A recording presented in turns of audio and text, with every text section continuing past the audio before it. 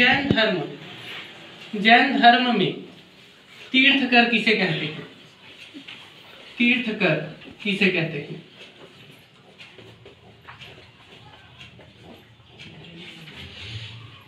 Question mark आएगा। देखिए ध्यान दीजिए, जैन धर्म में तीर्थकर किसे कहते हैं? हम लोग साधु है ना, सन्यासी, ऋषि मुनि ऐसा बोल देते हैं। जैन लोग नहीं बोलते, वो लोग तीर्थकर बोलते हैं। तो जैन धर्म में तीर्थकर किसे कहते हैं? तो जैन धर्म में तीर्थकर उन 24 लोगों को कहा जाता है। तीर्थकर का कोई और परिभाषा नहीं है, इसको तीर्थकर बोलते हैं। तीर्थकर केवल 24 लोगों को ही बोलते हैं अभी तक, और कोई तीर्थकर नहीं है। तो जैन धर्म में जैन मुनि है ना, जैसे कि हमारे यहाँ महान मुनि एकदम हुए हैं, राष्ट्र संत बोलते थे उसको, तरुण सागर है ना, जिन्होंने संथरा प्रथा द्वारा अपना शरीर का त्याग किया। तो जो महान मुनि था तरुण सागर जी है ना, इसने कुछ साल पहले ही संथरा प्रथा द्वारा अपना शरीर का त्याग किया है। ये जैन तीर्थकर नहीं, ये जैन मुनि है। तो जैन तीर्थकर किसे बोलते हैं? जिसने क्या किया है, जैन धर्म की स्थापना की है और जैन धर्म को आगे बढ़ाया है, जैन धर्म को विशेष कार्य किया है। जैसे कि पार्श्वनाथ, ऋषभनाथ, महावीर स्वामी, ऐसे 24 तीर्थकर हुए हैं। अगर सवाल आ जाए जैन धर्म में तीर्थकर किसे कहते हैं, तो यहाँ पर दिया हुआ है जैन धर्म में धर्मोपदेश को तीर्थकर बोलते हैं। गलत है ना, धर्मोपदेश दो शब्दों से मिलकर बना है, धर्म और उपदेश। तो जो धर्म का उपदेश है उसी को तीर्थकर, ऐसा नहीं होता है ना। जैन धर्म में तीर्थकर उन 24 लोगों को कहा जाता है जिन्होंने तप करके, तपस्या करके ज्ञान प्राप्त किया और पूरे भारत में है ना, पूरे क्षेत्र में घूम घूम करके बहुत से तीर्थों की स्थापना की। तीर्थ किसे कहते हैं? जहां जाने पर व्यक्ति को ज्ञान मिलता है और वो भवसागर को पार कर सकता है, मोक्ष प्राप्त कर सकता है, जीवन का उद्देश्य प्राप्त कर सकता है। तो जैन धर्म में 3 तीर्थकर उन 24 महान पुरुषों को कहा गया जिन्होंने तपस्या करके ज्ञान प्राप्त किया और पूरे भारत में घूम घूम करके उन्होंने तीर्थ की स्थापना की और वहाँ लोगों को ज्ञान दिया ताकि वो भवसागर को पार कर सके। और इन्हीं 24 लोगों को जैन धर्म में तीर्थकर की उपाधि, तीर्थकर की संज्ञा दी गई है। ठीक है, तो ये हमारा पहला सवाल था। ऐसा ही बनाना है हमारे सवाल को, अगर आ गया तो। जैन धर्म में तीर्थकर किसे कहते हैं? ठीक है, ये जो तीर्थकर हैं ये ऐसा नहीं बोलते कि मैं भगवान हूँ, है ना। ये क्या बोलते हैं? मैं भगवान तक पहुँचने का रास्ता बता सकता हूँ। ठीक है, मैं तुमको मोक्ष नहीं दिलाऊंगा, मोक्ष चलना तो तुमको खुद को है ना। मैं वहाँ तक पहुँचने का रास्ता बताऊंगा। जैसे त्रिरत्न वगैरह जो भी हम देखेंगे है ना, जैन धर्म में हम पढ़ेंगे, अष्टांग मार्ग, जैन धर्म, बौद्ध धर्म है ना, डिटेल से बताऊंगा कभी। मैं कुछ वीडियो भी पहले मैं डाल चुका हूँ। तो ये क्वेश्चन का आंसर ध्यान रखना है, जैन धर्म में तीर्थकर किसे कहते हैं। देखिए अगला सवाल हमारा है कि महाभारत की मूल भाषा क्या थी? तो महाभारत की मूल भाषा है ना संस्कृत थी। विश्व की प्राचीनतम भाषाएं अगर हम बात करें तो विश्व में भाषा ज़्यादातर कहीं नहीं था है ना, भाषा का विकास हर जगह नहीं हुआ है। लोग इशारे से ही काम चलाते थे। आदि मानव जो लोग होते थे वो बोलना नहीं जानते थे, लिखना पढ़ना नहीं जानते थे। तो प्राचीनतम भाषाएं कुछ ही है, जैसे संस्कृत सबसे प्राचीनतम भाषा है, फिर उसके बाद तेलुगु, तमिल, कन्नड़, उड़िया, ये सभी क्या है, ये भी प्राचीनतम भाषाएं हैं। तो महाभारत कहाँ पर है? हस्तिनापुर, उत्तर भारत। यहाँ पर क्या चलता था? संस्कृत, क्योंकि यहाँ आर्य लोग रहते थे।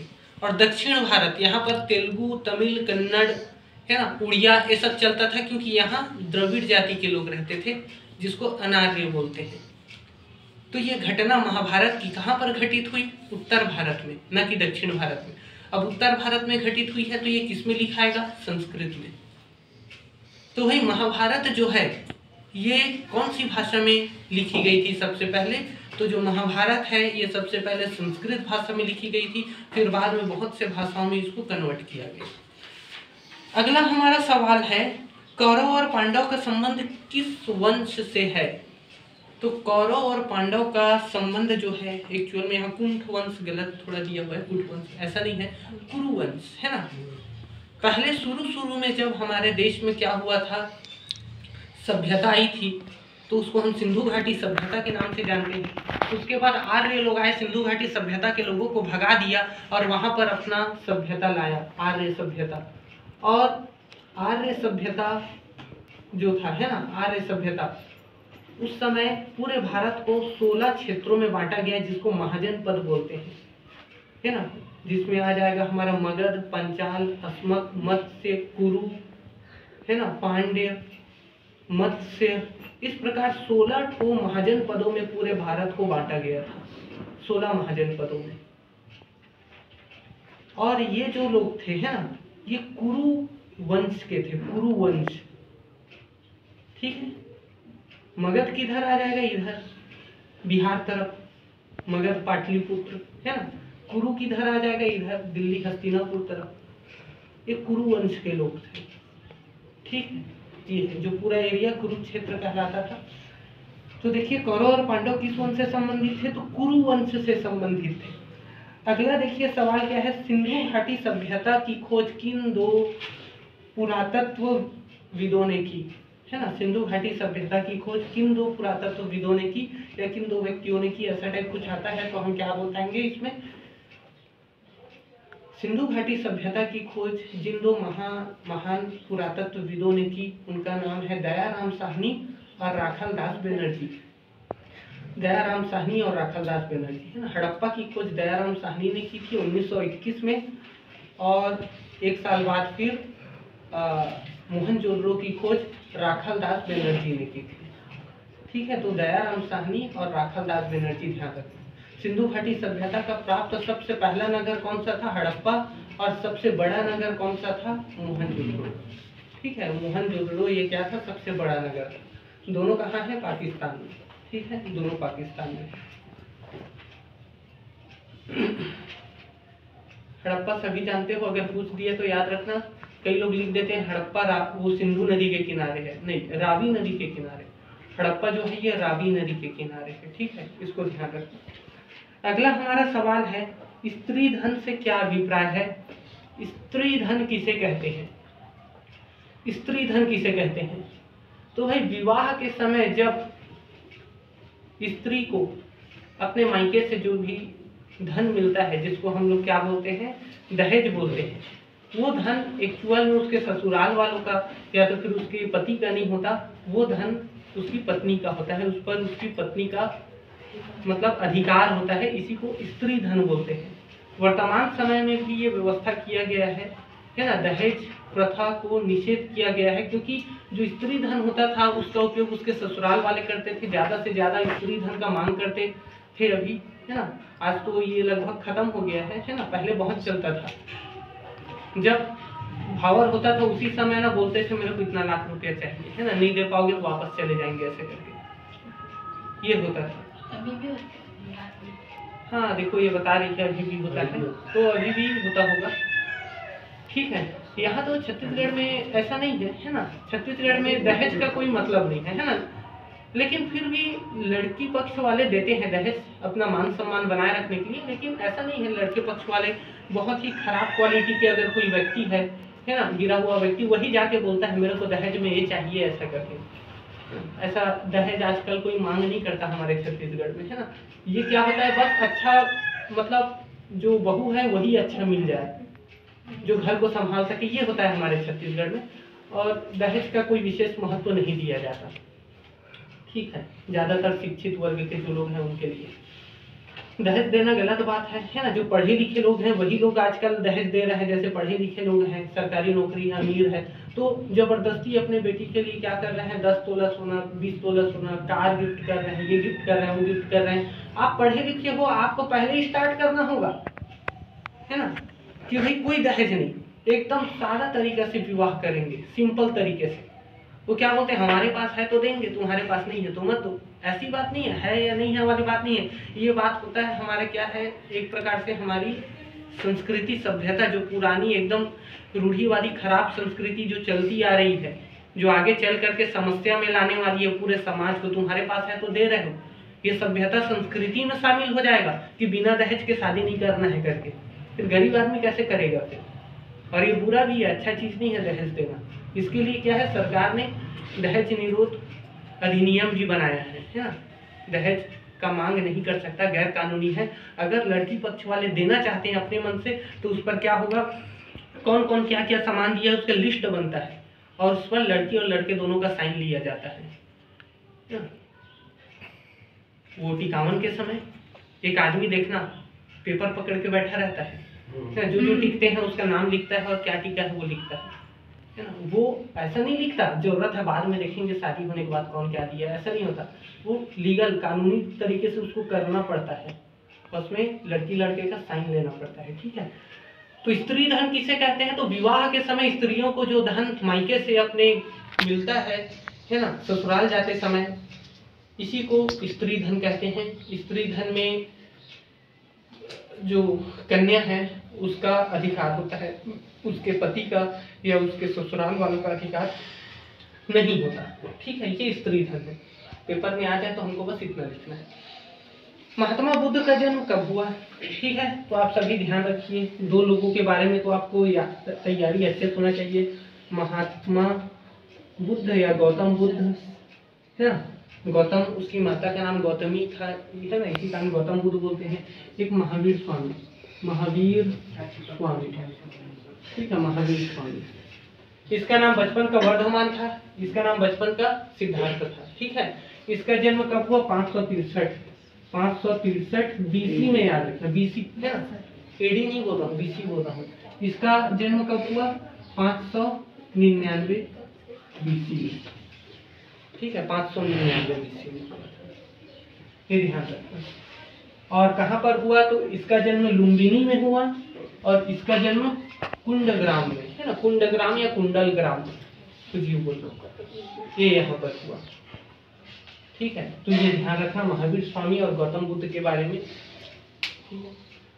अगला हमारा सवाल है, मजबूत जल निकास व्यवस्था किस सभ्यता की देन है। मजबूत या सुदृढ़ जल निकास व्यवस्था जो है ना, जल निकास व्यवस्था, वो किस सभ्यता की देन है। तो आप ही लोग बताओ, मजबूत जल निकास व्यवस्था किस सभ्यता की देन है। सिंधु घाटी सभ्यता, क्योंकि सड़क और नाली हमको सबसे पहले वही देखने को मिलता है। और नाली भी ऐसा नहीं कि अरे पुराने रूढ़िवादी लोग हैं तो ऐसे ही नाली बना दिए, एकदम सिस्टमेटिक तरीके से, सुनियोजित तरीके से नाली बनाया गया था, है ना। सभी नालियाँ सड़क के किनारे थी, कोई भी नाली कहीं से भी नहीं आ रहा है, बिल्कुल सड़क किनारे लगा हुआ है, जहाँ जहाँ सड़क जा रहा है वही नाली जा रहा है। समकोण पर सड़क काटता था तो नाली भी समकोण पर काटता था, है ना। और ढलान वाले क्षेत्रों से होते हुए नाली बड़े नाले में जाता था, बीच बीच में नाली में गड्ढे बनाए गए थे ताकि नाली में रुकावट ना हो, कोई भी रुकावट है वो गड्ढे में आ जाए, और वो गड्ढों को ही साफ किया जाता था।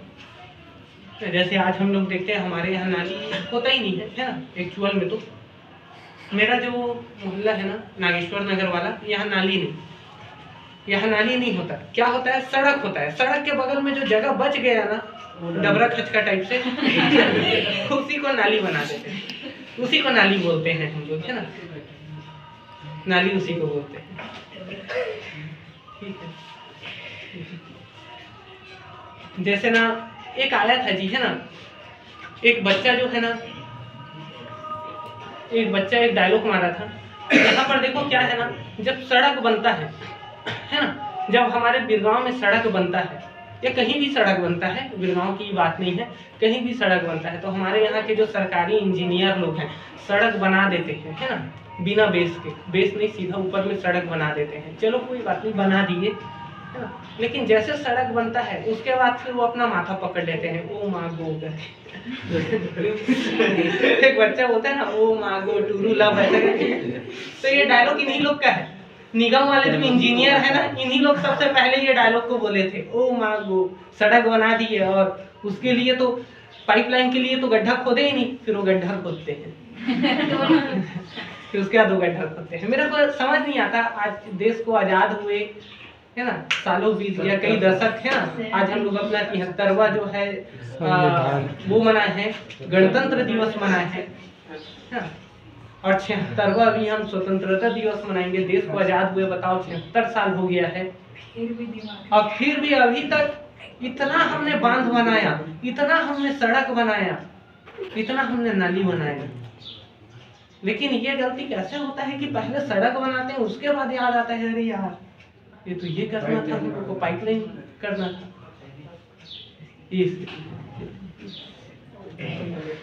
नाली बना था पता है, यहाँ निगम के बगल में, नगर निगम है ना हमारा बिरगांव का, इसके बगल में नाली बना था। नाली छोटा छोटा दीवार था है ना, एक नीचे बेस दे दिए थे, ऊपर छोटा छोटा दीवार बना था। दीवार भसक गया भाई बताओ, छोटा सा इतना छोटा दीवार भसक जा रहा है, तो वो क्या बड़ा बड़ा डैम बनाएंगे इंजीनियर लोग, क्या बड़ा डैम बनाएंगे, क्या भवन बनाएंगे, छोटा सा दीवार को नहीं खड़ा कर पा रहे हैं वो लोग। ये छोटा सा दीवार खड़ा किया था, नाली का दीवार वो भसक गया था। अब उसके बाद क्या किए, फिर से दीवार खड़ा किए है ना, और ऐसे दीवार के बीच में ऐसा टेचा दे दिए, इधर नहीं गिरेगा करके। यही वाला सामने, हाँ यही वाला ही बात बता रहा हूँ। तो सब लोग ना गड्ढा एकदम खोद दिए थे पता है, नाली के लिए गड्ढा खोद दिए थे बड़ा सा, ऐसा लग रहा था कि यहाँ पर कुछ सिंचाई के लिए व्यवस्था बड़ा सा गड्ढा खोद दिए थे, और सारा जो मिट्टी है उसको सड़क में डाल दिए थे, सारा मिट्टी को। तो ना यहाँ पर कंपटीशन के जो बच्चे आते थे ना, वो लोग पूछते थे सर यहाँ पर क्या हो रहा है भाई, नाली जैसे होता है ना, बड़ा सा गड्ढा खोद दिए थे और सारा मिट्टी एकदम ढेर लगा दिए थे सड़क में मिट्टी का। तो समझ नहीं आया किसी को क्या बन रहा है ऐसा करके। बारिश का समय था है ना, बारिश का समय, उसी समय हम लोग हलषष्ठी उपास वगैरह रहते हैं। तो सर ये क्या हो रहा है, तो देखो पहले क्या होता था ना, कमरछठ उपवास हम लोग प्राइवेट रहते थे। अब सरकार कमरछठ उपवास के लिए क्या करता है, गड्ढा खोद रहा है ना, क्या बोलते हैं उसको, गड्ढे को गड्ढा जो खोदते हैं उसका कुछ नाम रहता है, तालाब है ना, 2 ठोक होता है। तो अब सरकार क्या कर रहा है, गड्ढा खोद के कमरछठ उपवास रखा है, इस कारण ये गड्ढा खुदा है वैसे कर। अब उसको मैं क्या बताऊंगा, नाली के लिए है। अब मैं बोलूंगा नाली के लिए, तो फिर से मेरे से दोबारा सवाल पूछेंगे सर इतना बड़ा नाली के लिए ऐसा करके, तो उससे अच्छा यही बोल दिया और बच गया मैं वहां। तो यहाँ पर देखिए भाई, अगर आज के इंजीनियर है ना, अगर सड़क नाली नहीं बना पा रहे हैं, तो 3000 4000 कोई बोलता है 8000 साल सिंधु घाटी सभ्यता को, 8000 साल पहले, 3000 साल पहले, अलग अलग किताबों में अलग अलग है, हम अपने किताब के हिसाब से देखें तो लगभग वही 4-4.5 साल पहले जो सिंधु घाटी की सभ्यता थी, जो हमारे पूर्वज थे, उनसे जाकर के सीखो है ना, उनके इतिहास को पढ़ो।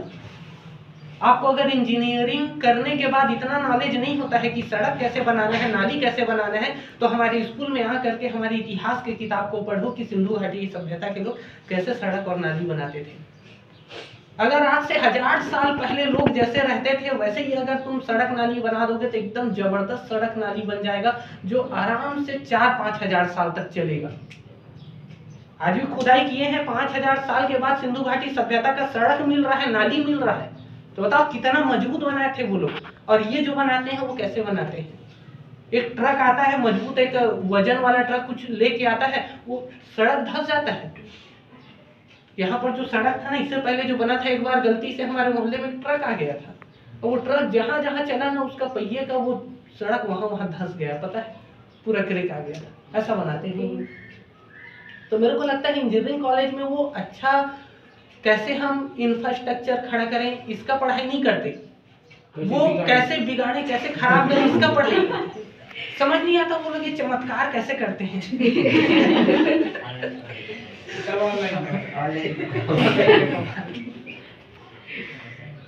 ये स्थिति है, ठीक है, चलिए।